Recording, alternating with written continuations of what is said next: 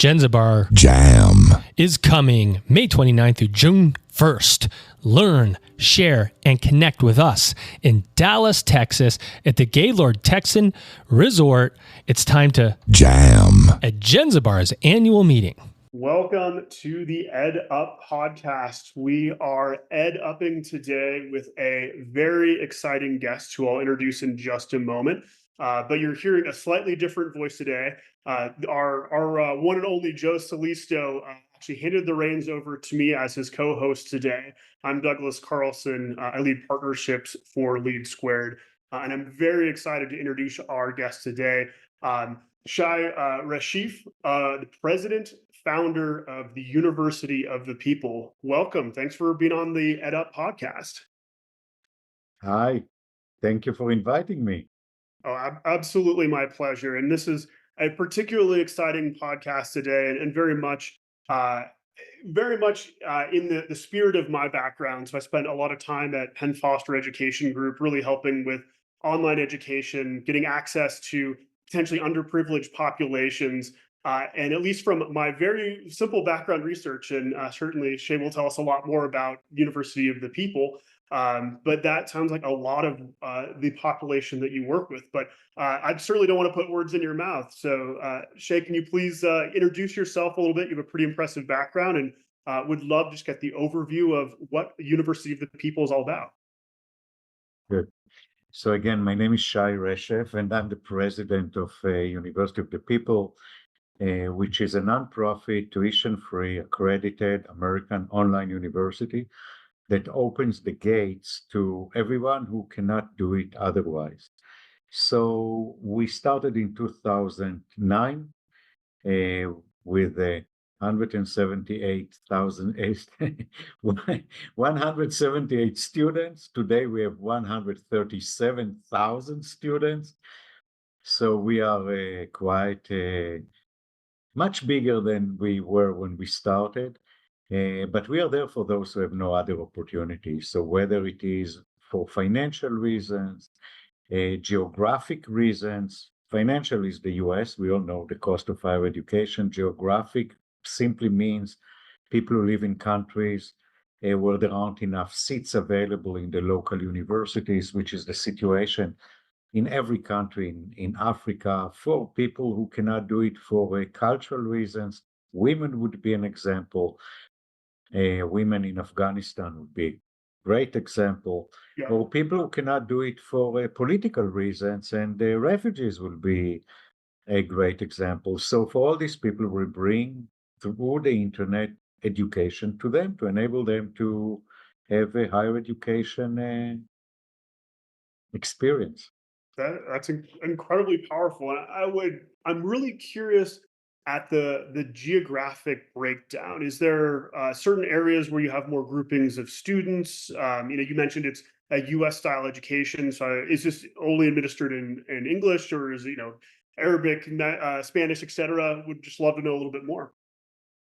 So we started in English, and we are American university, so 20% of our students are from the US.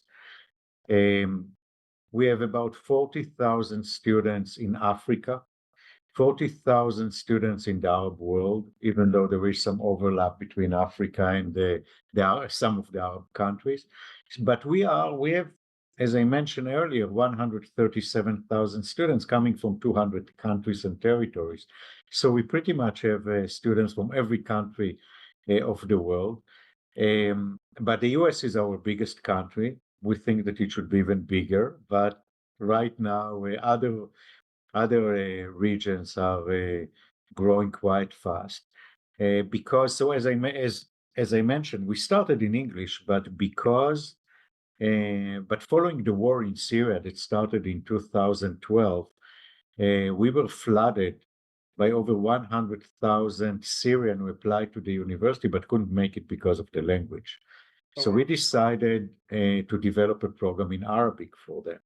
So we did develop business administration in Arabic that was geared mainly towards Syrian refugees, but obviously, as soon as you open a degree, anyone can sign up.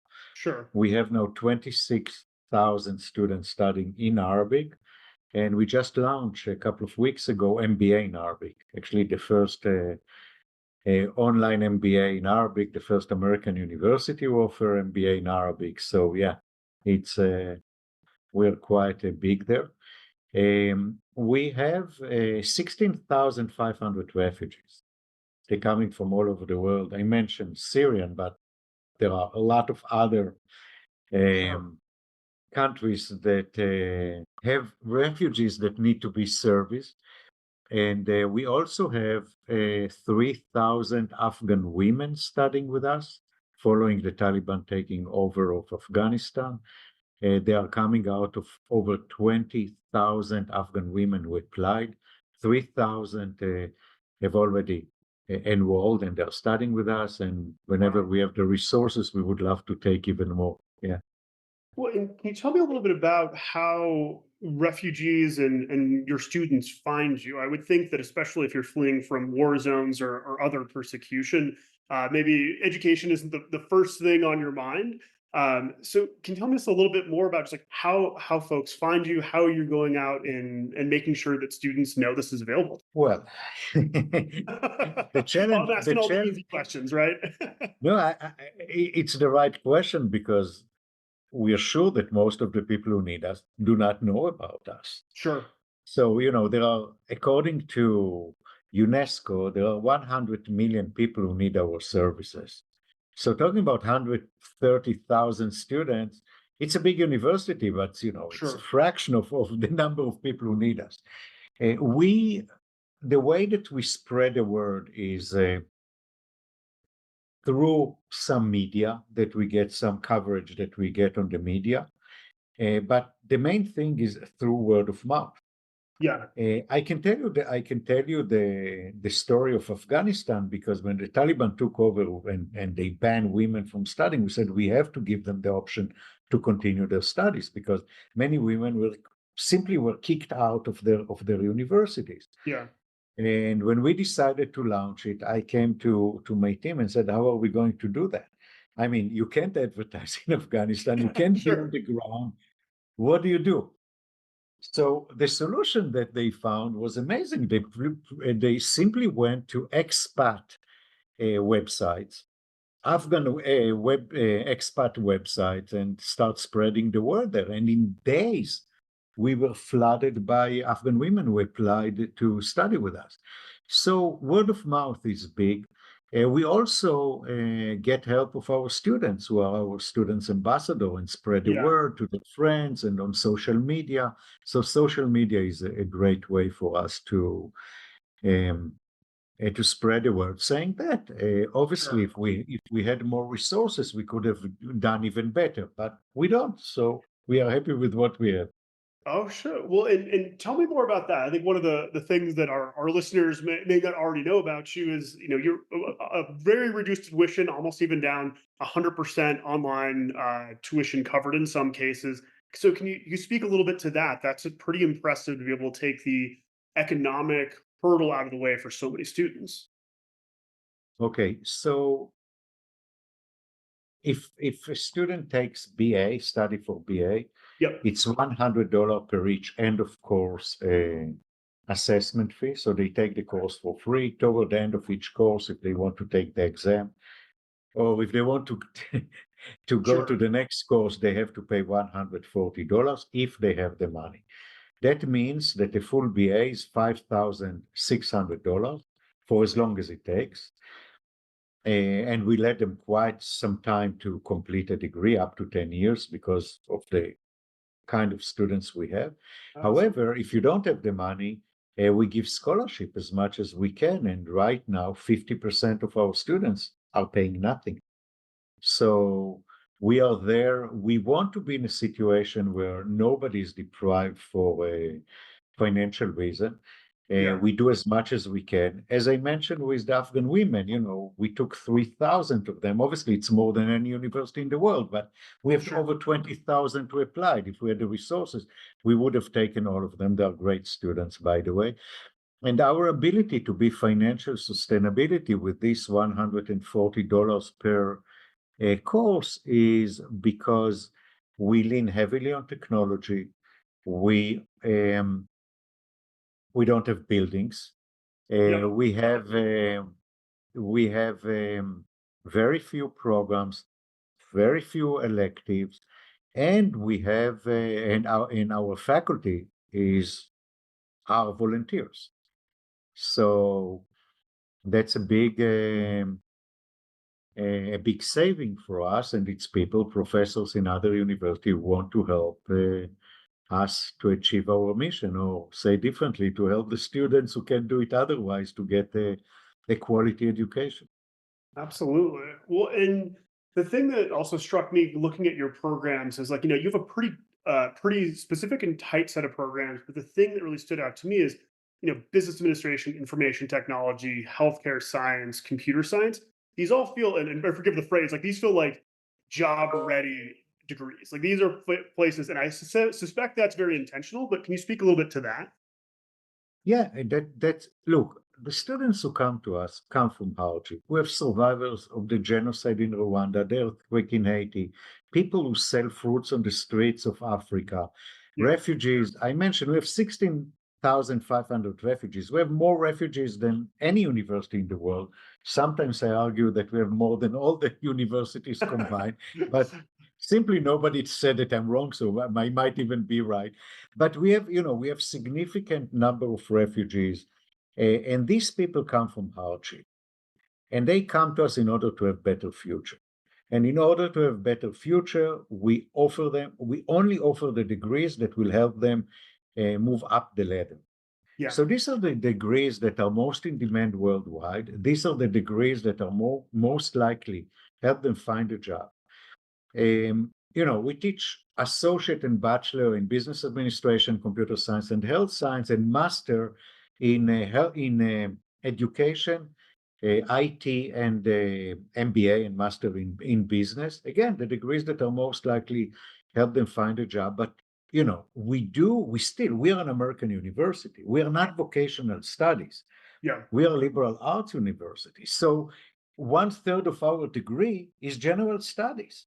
Yeah. So yes, we think that it is extremely important for them to get ready for the job market. At the same time, we want to have well-rounded individuals with general knowledge, people who have critical thinking. We want to create individuals that will be productive to their community and to the society. People who will have the tools to go with the lifelong learning and not know only one field. When the field become obsolete, they can't survive anymore in the job market. So we prepare them for life. Yeah. That's really incredible. And can you speak a little bit more to, so obviously you have the programs themselves, but I also noticed you do quite a bit of work to make sure the students are ready for those programs. So whether it be ESL or preparatory courses, what do you do to make sure that once a student enters a course, they can be successful? So first of all, if English is not their native language, obviously they need to pass the Duolingo test, Sure. placement test. And if they are not at the right level, we offer them ESL courses to Okay. bring them up to the right level. Then they take orientation, and then they need to take two courses that are actually part of their admission process. So you take two courses. One course is online strategies, where we teach them how it is to study online, and what they need to know, everything that they need to know in order to succeed. And the second one is a course of their field of choice, business administration. If you want to study computer science, computer science. You need to pass these two courses to start with. And surprise, over 50% of the students don't make it. Sure. And they don't make it for various reasons, either because, it's a tuition-free university, I'll send my high school diploma and get a degree by mail. Well, Yeah. it doesn't work quite that way. We tell them every course that you take, it's 20 to 30 hours a week. Yeah. And again, the human nature is to say, well, 20 hours is for you. I can make it in an hour a week. Sure. An hour goes by and you're gone. You can't make it in 1 hour. But then goes our pedagogy that they might not like. But then come other things that are important for us. Do you have the self-discipline? You know, you're sitting by yourself, it's asynchronous, and it's 20 hours, 20 to 30 hours a week, which is most likely you need to spend every evening a few hours. Yeah, absolutely. Do you have the self-discipline? Do you have the motivation? And after we said all that, are you up to our academic standards? You know, Yeah. I mentioned the kind of people that we take in, many of them coming from harsh background, actually most of them, and Yeah. sometimes their academic background is weak. So they need to pass these two courses. If they don't pass these two courses, they can take them again, but they can't continue with us.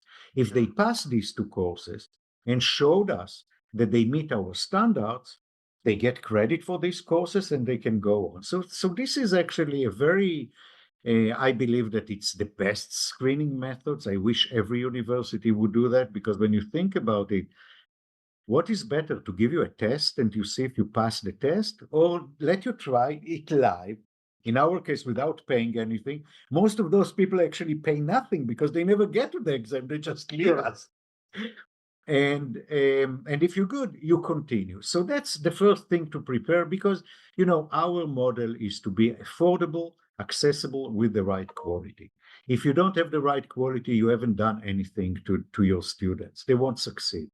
Then when they study with us, every student we put them in classes of 20 to 30. Every time they take a class, it's 20 to 30 new students from new countries. We mix them all the time. Yeah. It's important for us to make them part of the globe, to be part of the world and to know people from different cultures. It's important for us to teach them how to work in teams from around the world, which is also important for our world workforce. And then in the class, for every 20 to 30 students, there is an instructor and there is a program advisor. The program advisor is a person that is with them from the day they sign up until they graduate, for the entire duration of the studies. This is the person that helps them with everything that actually is not non-academic, but it goes between, can I submit my homework late? The technology doesn't work. I don't get along with my, I don't know, peers or my professor or whatever. Yeah. And they move from one field to one course to the other. Every course is 8 weeks long. Every 9th week is an exam. And then after every 10 weeks, we start a new term, 5 terms a year. It's ongoing until they graduate and go to the job market. Well, and that's also, I'm really curious, for the graduates of these programs, do you work with work with companies in the industry for placement? How does that basically, how do you help students with that next step of, you now you have a job ready degree, how can you then benefit from it? Okay, so to start with, we have graduates that work with Amazon and Google and IBM and Apple and the World Bank, and just name it. So our graduates are doing very, very well. Since we are growing and we have more and more graduates, we just signed an agreement to offer our students virtual internship.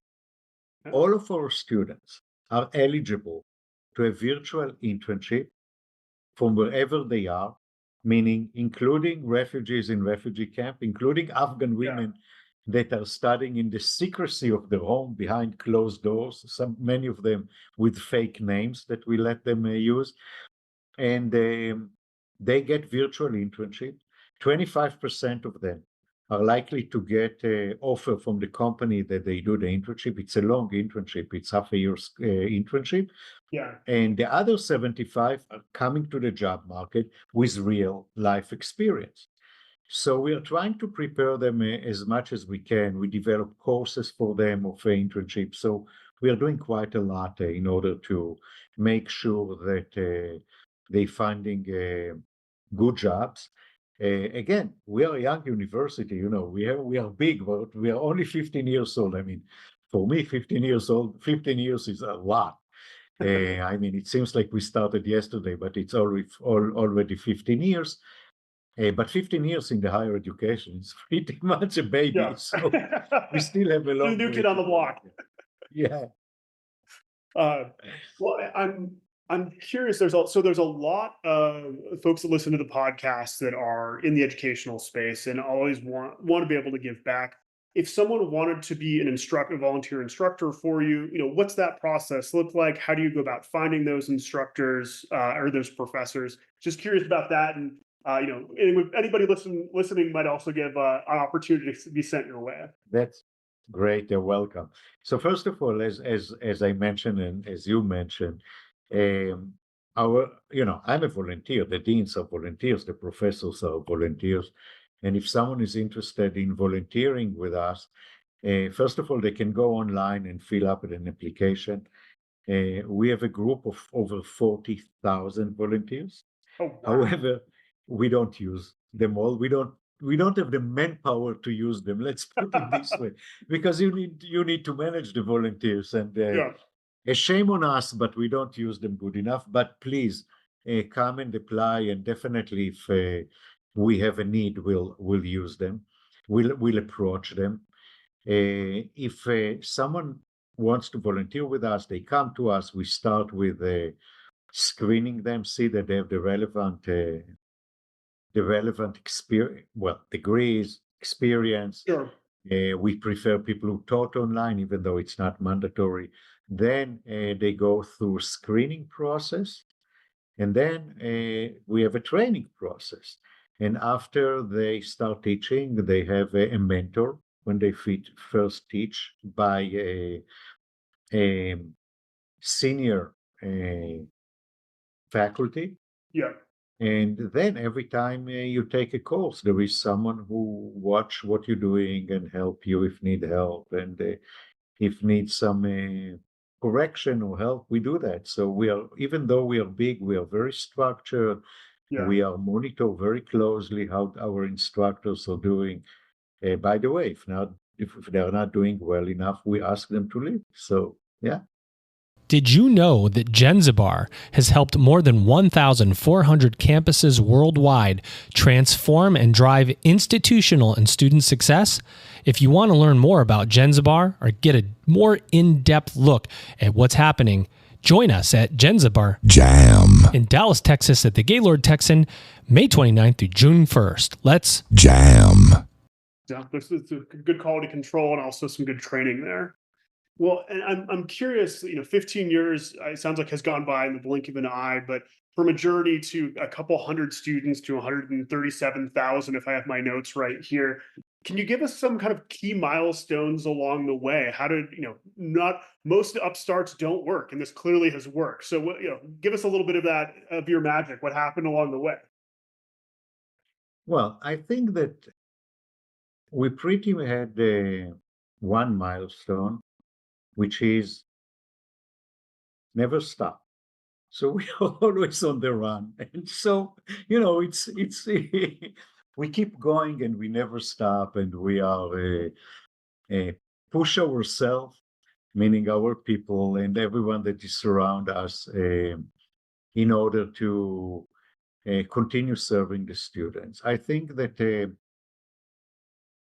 there were a few milestones. One of them would be the partnership that we signed with the other universities and the president council that we build. And we have partnership with the Harvard Business School, NYU, McGill, Edinburgh, Ifat University of Saudi Arabia, which it is a milestone from two perspectives. First of all, it enables our best students to move up the ladder, which is very important.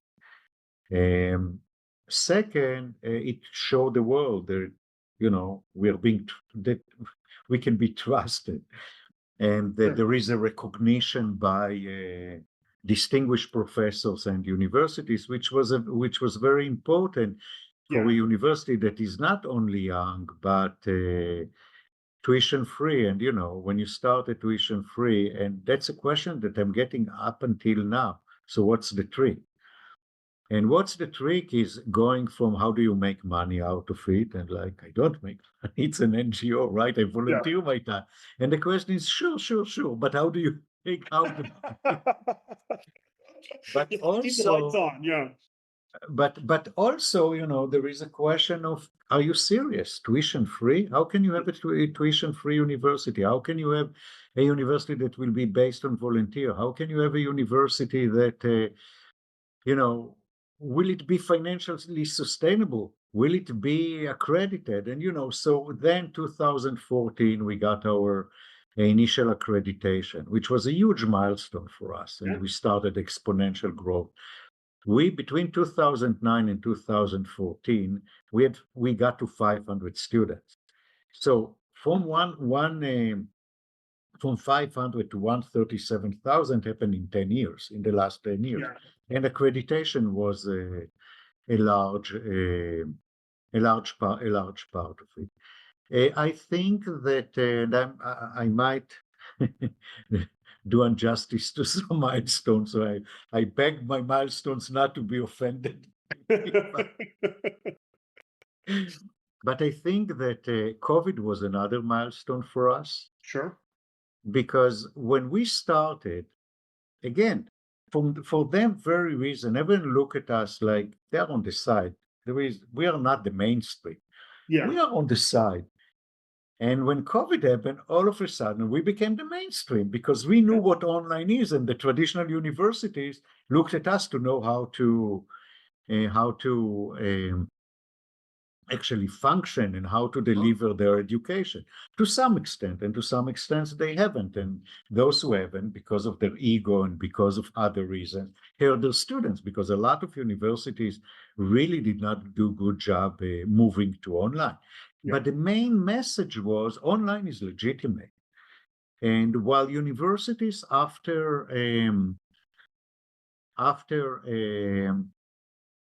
COVID start moving back and say, no, you have to come back to campus. You have to show your face. And students resist because they like online. When you think about it, it's so much more comfortable. You know, you have a professor that teaches at 8 o'clock in the morning, but you drank the night before. You want to sleep until 12. And why should you come to class? You can wake up at 12 and watch the entire lecture. If this professor is talking too fast, you can slow him down. If he talks you can move it. So there is a lot of flexibility in online, and students want it, not necessarily for all the courses, but at least for some of them. And they ask for it and they get it. So now, you know, almost every student in the US take at least one course online. There is another question about the cost of online versus traditional universities, but that's a different topic. But I'm saying that for us, it was a milestone. And I would mention one more milestone. I won last December the Idan Prize, which is the largest accolade in education. And I think that it is important, not only because it's significant amount of money, it's $4 million, not only because some people call it the Nobel of Education, but for me, it gave legitimacy, further legitimacy to your people. The recognition to say that indeed what we have done is right, and give a message to the world that this is a serious university. Well, and thank you for sharing that. Well, and I'm also really curious, you know, it's been 15 years in the making. You're both the president and founder. How did this just even idea come together? And what did the early days and start look like when you had that less than 500 students, maybe even less than 100? Really curious, like what the beginnings looked like.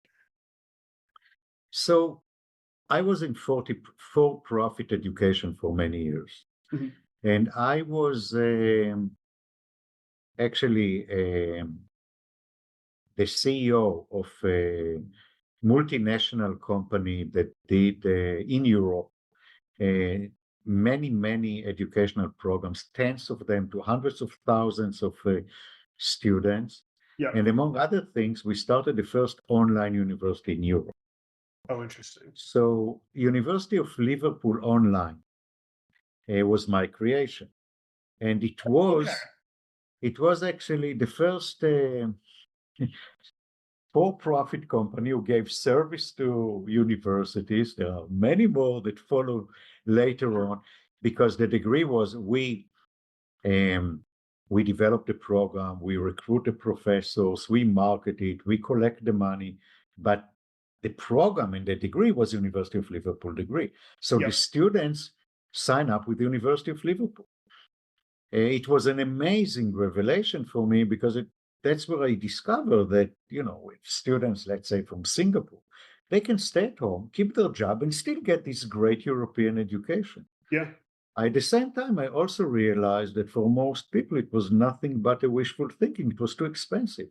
In the Sure. US, people are used to pay for education, leave about the size of the payment, but they are ready to pay. Outside of the US, it was in most countries, it was unheard of. So Yeah. for me, it was kind of like a mixed feeling. Wow, here we have an amazing product, but most people cannot afford it. I ended up selling this university and I came to New York on a semi-retirement just to realize that it's not for me. I Yeah. wanted to continue. My family wanted me to continue. I'm too hyper to stay at home and to be You couldn't just retired. sit at home. It was kind of like a bad experience for everyone. So I started looking around, and it was clear to me that I don't want to do more of the same. Yeah. I was for 25 years in the for-profit world, and I felt it's my turn to give back. Yeah. So I looked around, and I realized that I started looking around, see what's available, and Yeah. as I said, that I want to give back. And I also felt that it must be in education, because when you think about it, when you educate one person, you can change a life. When you educate many, you can change the world. And then I realized that everything that made this European university so expensive is actually available for free. Yeah. Open source technology, open educational resources. I guess that for your audience, they know what it is. Sure. And the new phenomena that I discovered then, coincidentally, that there are professors that are going online every day and help students with their homework for free. And I said, wait a second, Yeah. that's all you need for a university. So I have to put all of it together and I will have a tuition-free university. So I did. I announced it in Munich in January 2009. The next day, the New York Times wrote a page about it, tuition-free university. It's something between a wishful thinking and a joke. But the following day, I already had hundreds of emails of Yeah. professors who said, wow, it's about time. We want to Yeah. help you make it happen. And they made it happen. So, yeah. Yeah. Thank you, New York Times, for the skeptical, great press. Yeah. So, yeah, but it was, and since then it was like a roller coaster, Yeah. but it was a great ride. Look, you asked me about milestones earlier. Yeah. I remember I announced the university in January. By April, we started admission. By September, we started teaching. So we had already students in September, like 8 months after we announced the university. And I remember the first day, it was September, the first Thursday of September 2009. Actually, I was in a UN conference in Mexico on that day, I remember, because I look at Facebook and I see a student saying on Facebook, I'm a student from Kenya, feel today like a rich American kid going to an American university. And I felt like, wow, that's why I created this university for you. And that's what gives us the strength, all these ongoing emails from students that we saved their lives and did not have any opportunity if it wasn't for us. So it gives us so much strength and desire and power to continue. So, yeah. Oh, thank you for sharing that. That's really powerful. So, and I don't know if your TED Talk in 2014 was as a milestone or not, but it seems like that's kind of around the time that you had your accreditation. And I bring it up one, if folks listening, if you haven't got a chance to listen to the TED Talk, please do. But if you were invited back to do a TED Talk today, what would be different from the one you gave initially? Would the messaging be different, or is it just like you kind of had the framework and you've been able to scale it? I'd just be curious about what might you do if you were asked back for a TED Talk? It's a good question. First of all, I'll update the numbers, right? The numbers are different. Yeah, add a couple orders of magnitude there. I think that I would emphasize more. Look, one of the lessons I thought, two things that I thought, or more than two, that I thought that would happen right away, is one that it will be very easy to raise money. It has not been very easy. It was not then, and it's not now. Yeah, So I think that that's one of the lessons that we learned, that the fact that you have an amazing product doesn't mean that you will have enough money to operate it. And I think that from that perspective, we are lucky that we charge our students close to nothing, but still amount that is enough to sustain us. And I think that one of the lessons that I learned is that donations is not easy to get. And by the way, if we had more donations, probably we would have been able to open the gates even better, give our students even more services. So this is one. I think, I said almost from the very beginning, and I keep saying it, that we're building a model that shows that higher education can be accessible, affordable, with the right quality. And it's a model that other can simply replicate.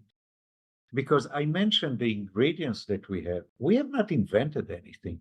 We took everything that is available and put it together. It's there. Anyone can take that. But I think that one lesson that I learned is that it's not trivial. Not only because you need to know how to do it. And, I came from running a university, online university, so I know. But it is beyond that. It is beyond that because I think that existing partners, existing universities, institutions have hard time building what we do. And it is both because of the bureaucracy and the tradition, and we know more than anyone else because they are universities and therefore they know better than anyone. But also the model is so different that they cannot deal with. Yeah. And I'll give you one example. When we, as I mentioned, we accept students by telling them take 2 courses, and if you pass them, you can continue.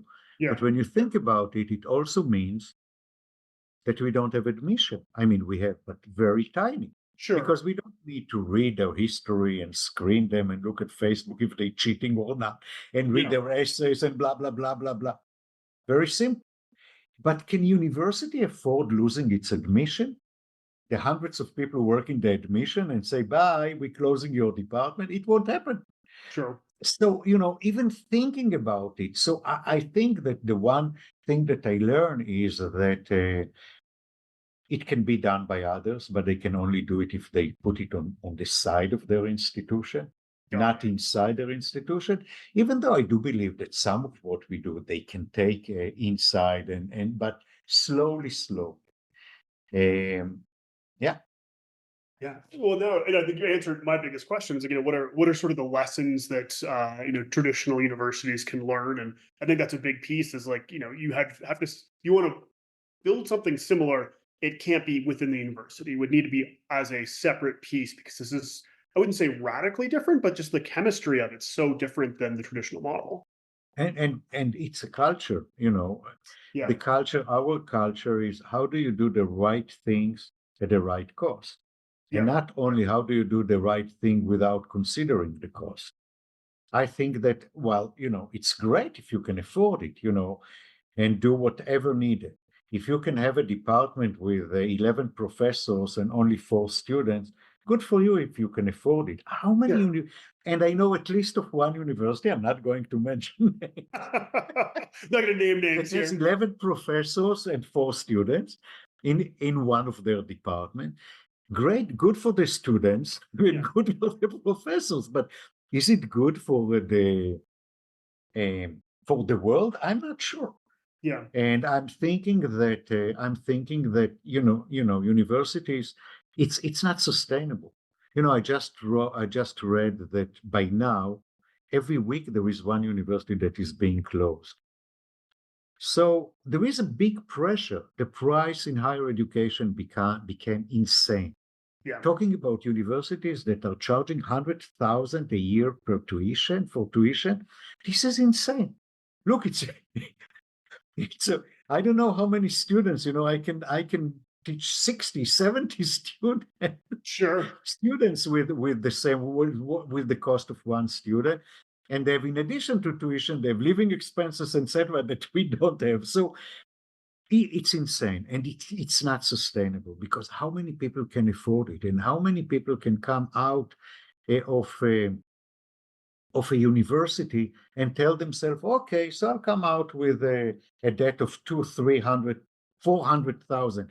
Sure. Most people would say no. We did an impact study a couple of weeks ago, actually, and the ROI of our students who pay the entire amount, not the 50% who pay Yeah. nothing, is $250. Their lifetime earning is $250 for every dollar they invest with us. In a regular American university, Yeah. I'm not talking about the 100,000, the average, Yeah. it's $8 they Wow. make for every dollar they invest. So our ROI is 30 times bigger than a regular US student's ROI, and it doesn't make sense. So something should be done to lower prices, and lowering prices, and I think it will happen. I mean, I think that I see, universities, if they won't change, they will close. Sure.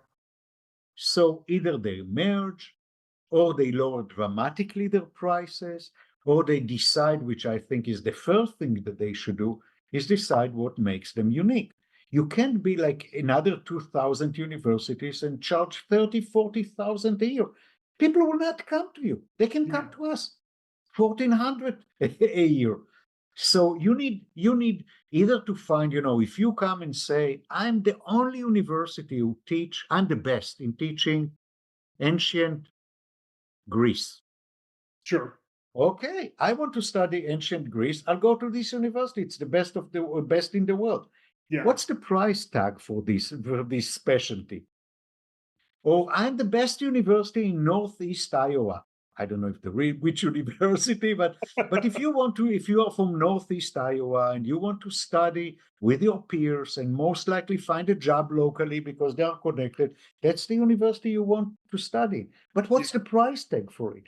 So, it is a market eventually, and universities should adjust themselves. Otherwise, oh, by the way, merge with other universities, have the power of the size, but otherwise they won't survive. What I'm kind of the big takeaway I'm hearing there is find out what makes you unique and specialize in that, and that will allow you to differentiate yourself from the 2,500 other undergraduate day universities in the U.S. What makes me, or in general? Oh, I think that was sort of just a recap, but yeah, that sounded like where you're coming from. Oh, Is really specialization and finding what makes universities unique is how they should be thinking about it. It would be your advice. yeah, definitely. Yeah. Well, I know we're coming up on the 45-minute mark here. So kind of my last two questions are one, what's in maybe the near term and longer term future for the University of the People? Where do you want to go with that? Well, a few things. First of all, we want to continue our growth, but at the same time, we feel that we need to improve the services that we give our students, the quality of our services. Yeah. We believe that we should invest more in their success, partially by using AI. I think that AI enables you to dramatically improve the quality of service you give your students. We want to serve even more marginalized population. Um, the US and beyond, but in the US, there are so many students that either started college and never graduate, but people on the margin that either do not get into colleges or do not graduate, and we think that we should help them. We will consider moving into other languages potentially, more languages. When you look at the population in the US and beyond, I mean, Spanish-speaking people, just to mention Venezuelan refugees and mentioning all the Spanish-speaking people in the US that do not go to higher education. Yeah, we have a lot to do. So there's for opportunities, maybe the wrong way to think about it. There's a lot of opportunity for you to continue to grow, but maybe there's better said, there's a lot of students for you yet to serve. oh yeah, yeah. And again, prepare them even better to the job market. That's part of it. Yeah. Well, to sort of wrap our conversation up with a bow, is there anything we haven't covered today or anything you want to leave our listeners with that maybe we haven't touched on yet? Look, I think, and it comes from what I said. I think that we believe that higher education should be more open, more accessible, more flexible, with high quality. The US higher education is the golden standard of the world of higher education, and rightfully so. But in order to remain so, it should be a little bit more open to the changing world, to be able to be equipped for what the world needs in these changing times. Well said. Well, thank you so much for spending time with us. I cannot do it justice as Joe, but I'll say, hey, you've been edupped. Thank you so much for the opportunity for the conversation. I'm the guest host today, Douglas Carlson, and more important, our guest today is Shai Reshef, the president and founder of University of the People. So thank you so much for the conversation today, and we'll bid you adieu. And thank you for giving me the opportunity to tell our story. Thank you. What's up, everybody? It's time to jam at Jenzabar's annual meeting at the Gaylord Texan in Dallas, Texas, May 29th through June 1st. Learn, share, and connect. The conference offers a wide range of learning opportunities for all Jenzabar users. You can share your experiences to help others increase enrollment, improve retention and meet advancement goals, and connect. Find out how your colleagues are using their Jenzabar systems, hear what's coming from Jenzabar, and learn new strategies that can help your institution. Remember, it's time to jam Jenzabar's annual meeting.